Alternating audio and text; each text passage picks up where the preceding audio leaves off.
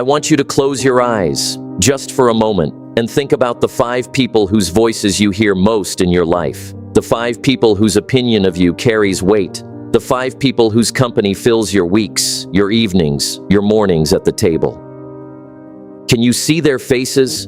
Those 5 people are writing the story of your future. Not you, them. Right now, every conversation, every shared meal, every evening spent in their company, every philosophy they carry, their beliefs about what is possible, their tolerance for mediocrity, their relationship with hard work, their ideas about what a man deserves and what a man must earn, all of it is seeping into you, quietly, steadily, without a single announcement. The law of association. The law is this: you will, over time, begin to think like the people you spend the most time with. You will earn like them. You will speak like them. You will carry their ambitions, or their lack of ambition, as if those ambitions were your own. Now, some men hear this and they bristle a little. They say, I am my own man. I make my own decisions. Nobody influences me. And to those men I say, that is precisely what the law wants you to believe, because influence of this kind does not announce itself.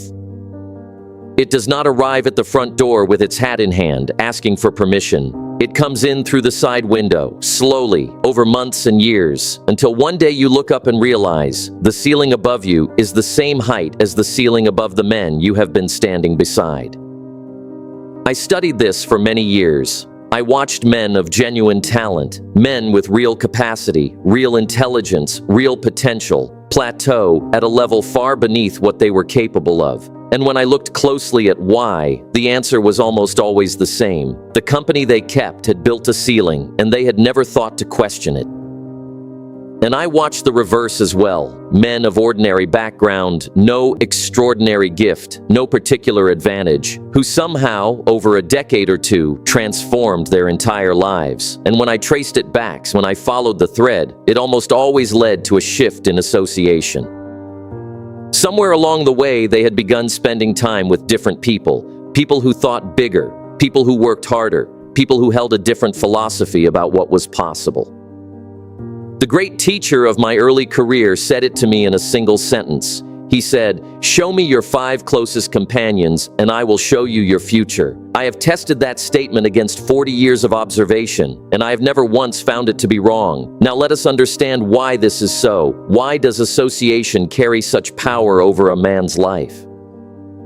The philosophy you carry in your mind determines the actions you take each day, and the philosophy you carry in your mind is largely inherited from the conversations you have been immersed in.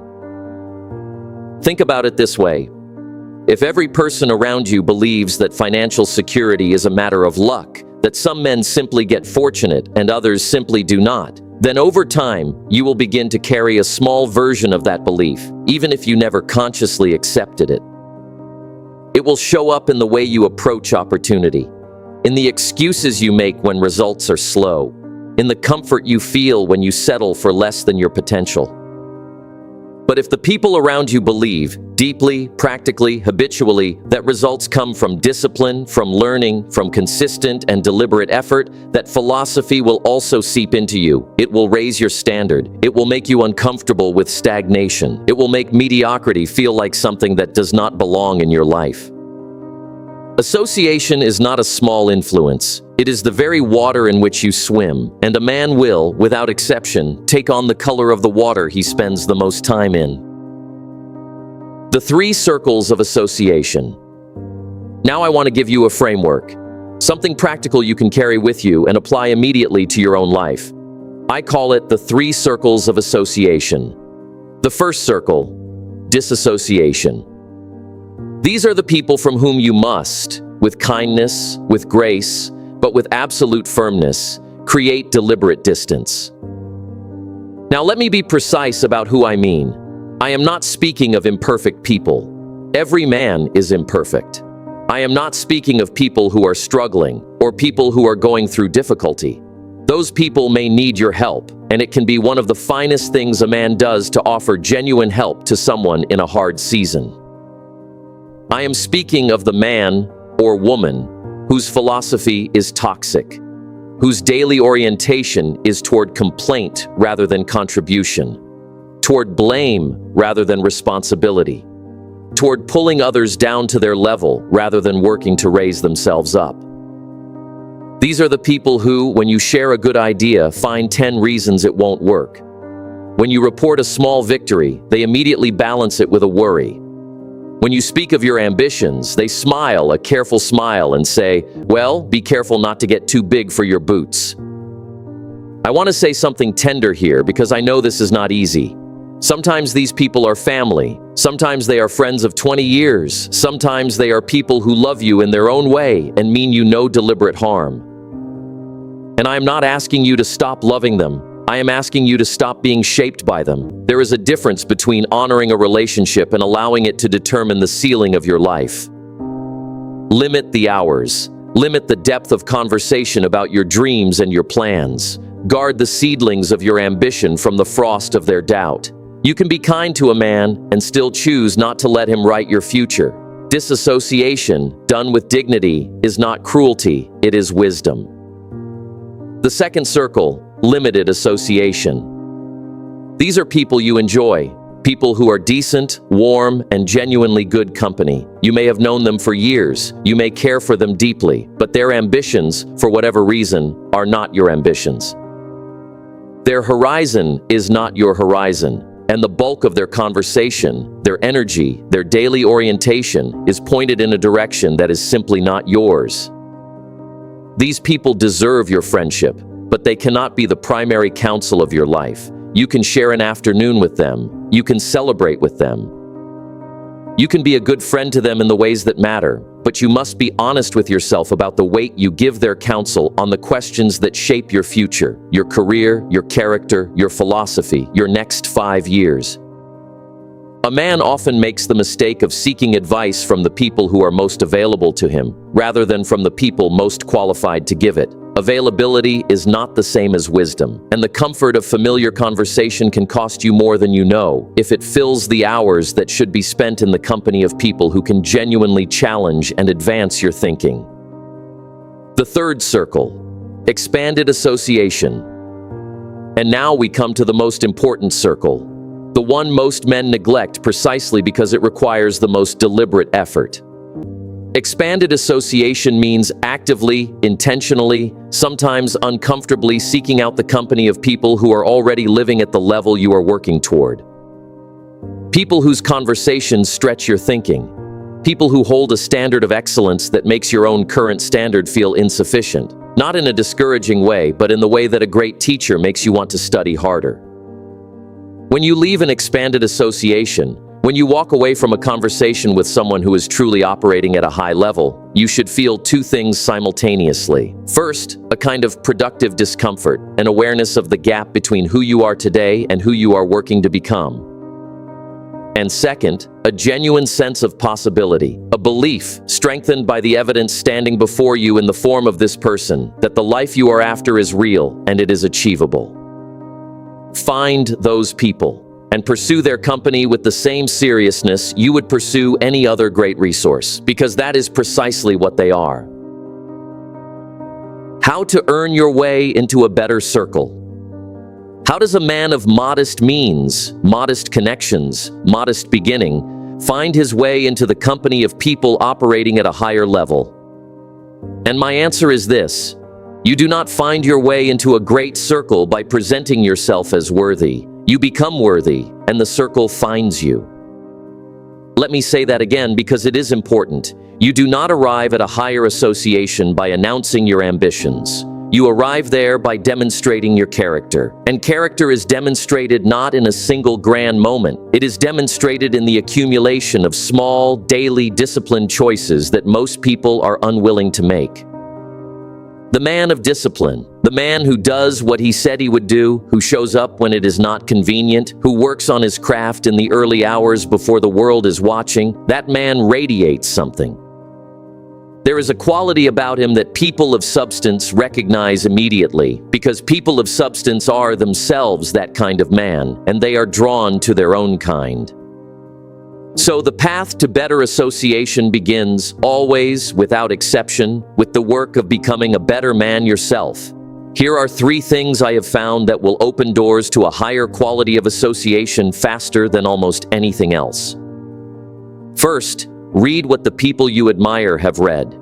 Knowledge is the great equalizer. A man who has spent 3 years seriously reading the philosophy, the biography, the practical literature of the men at the level he is working toward, that man can hold a conversation. And the ability to hold a substantive, intelligent conversation is the first bridge between where you are and where you want to be. Second, offer value before you ask for anything. The fastest way to build a relationship with a person of quality is to serve them in some way, to bring them a useful idea, to do a thing they needed done, to make their work or their life slightly easier without asking for a return. People of quality notice this, they remember it, and they keep around them the people who give before they take. Most men get this backwards. They approach a man of accomplishment with a list of what they need from him. The wise man approaches with a contribution. Third, use the literature. Every great man who ever lived, every philosopher, every entrepreneur, every leader of substance, left behind a record of his thinking, his books, his lectures, his letters, his biography. You cannot always sit across the dinner table from a great mind, but you can spend an hour each morning in their company through the pages they left behind. Build your association, not only with the living, but with the greatest thinkers in the full record of human history. That is a library available to every man at almost no cost that carries more wisdom than 1,000 casual friendships. Do these 3 things. Do them consistently, over years. And I promise you, the quality of the people drawn into your life will change, because you will have changed.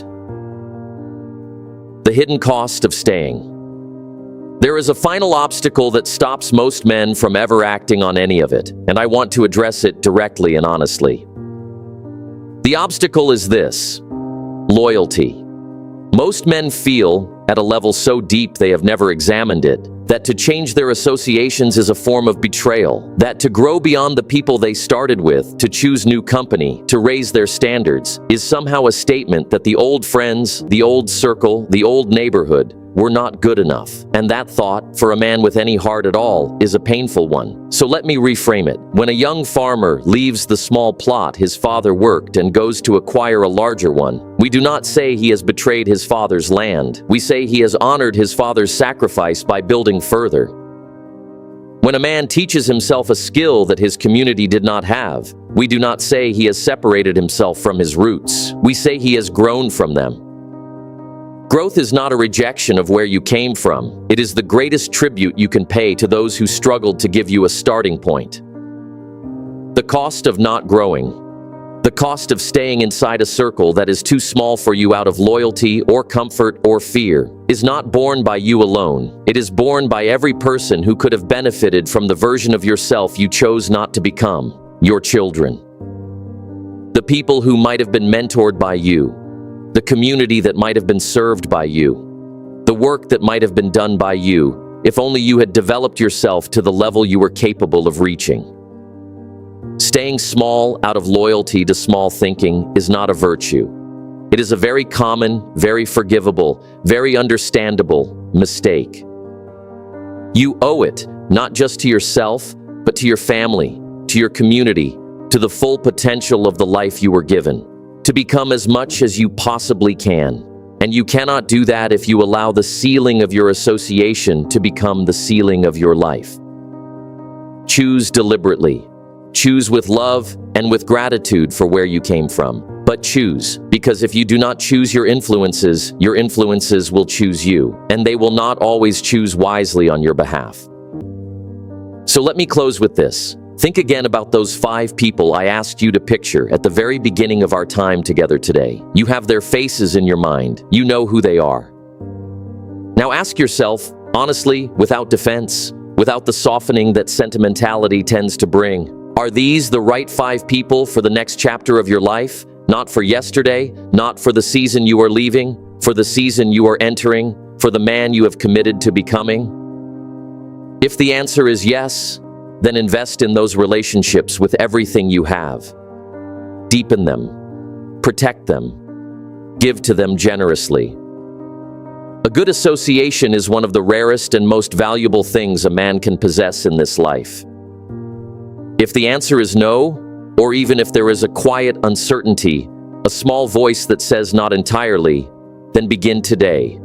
Not dramatically, not by burning bridges or making announcements. Simply, begin redirecting your hours. Begin giving your best conversations, your best energy, your best morning thinking to people and to ideas that are drawing you forward rather than holding you in place. Do it gradually if you must, but do it. Because a year from today, the man sitting where you are sitting will be a reflection, not of the intentions you carried today, but of the daily choices you made starting from this moment. The future is not something that happens to a man. It is something a man builds, one decision, 1 hour, one association at a time. Choose your circle, guard it carefully, and let the quality of the minds you walk beside be a daily testimony to the seriousness with which you take the one life you have been given.